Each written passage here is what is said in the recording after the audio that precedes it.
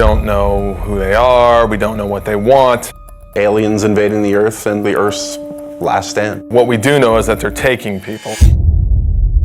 It's basically not a remake, but a reimagining of the original XCOM game. Well, core principles from the original that we wanted to build on was basically everything. XCOM is about Earth being threatened by an unknown enemy. The world bonds together and they form an elite military organization, the most elite in the history of the world, and that's where the player comes in. They are the commander of this organization. I think we were all fans of the original, working for Firaxis, we're all fans of squad-based, turn-based strategy, so I've played just about every turn-based strategy game out there.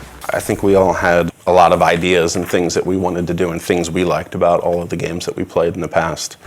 Just really finding the fun things and eliminating the things that we didn't really care so much for. So we start with the original game and we play it and we say, okay, well, we find that new players or even us old diehards, like we find this concept, we can improve this a little bit. And one of the first things we looked at was time units. And the idea was that your soldiers had a certain number of time units to move around the battlefield, to perform abilities, take shots and things like that.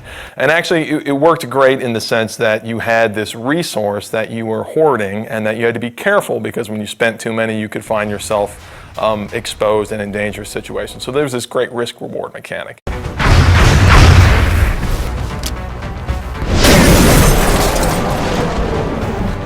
We said, okay, how can we simplify that and sort of free up all that headspace that takes up in the player's head? We sort of turned the time units into a simplified version where the player has a number of moves that they can perform per turn, and they can choose to move, they can choose to move and shoot, they can choose to move really far, and then based on different abilities their soldiers have, maybe they can use those abilities to do different things. But it still has that great risk-reward mechanic. Look, I need to run really far this time, but when you do that, you're always taking the cost that you're not going to be able to shoot, and then you're going to find yourself in a difficult tactical position.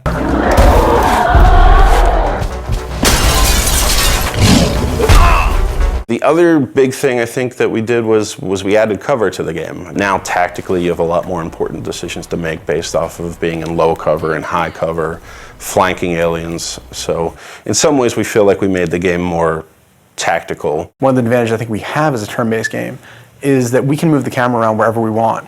If you're making a game that has real-time response, players get really upset when you take control away from them. Well, we do that every other turn. There's been a very cinematic approach to the game that we're making now that wasn't available then, simply because we can move the camera around and take advantage of the fact that we have a 3D game. We're still leveraging the 3D and the tech that we have available now to make it a much more compelling experience, I think, visually, than they were able to do back then. The glam cam was our way of kind of making a turn-based strategy game sexy. It was a way for us to take the camera and put it in the environment in a way that kind of got you out of the normal gameplay mode, but let you see things a little clearer and a little more up close and feel like you're a little more part of the action.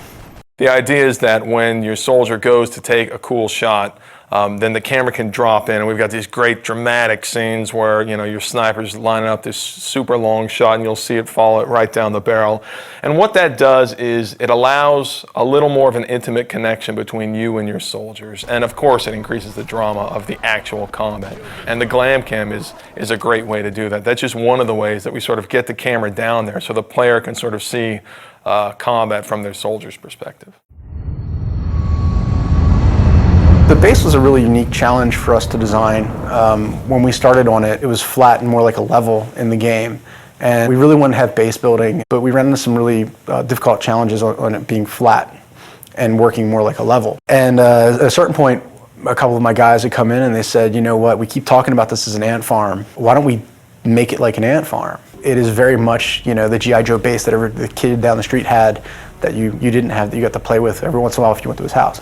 So when we made it, that was one of the things I think really stands out. I think it's a really unique feature to the game. It allows us a lot of flexibility for optimization and for the player to be able to build and expand. And it's a really different, I haven't seen represented that way really ever. And on top of that, they're actually expanding the structure, customizing the facilities that they're adding to their base. We want them to be able to see their soldiers interacting and their scientists, and so I think it's this really neat moment where you get into the game and you have this physical structure that you've customized and you've made the decisions about what you want to focus on, and then you can see your soldiers that you've leveled up and you've grown attached to, you can see them interacting, and it's something that I think we're really proud of. We're really excited for people to see.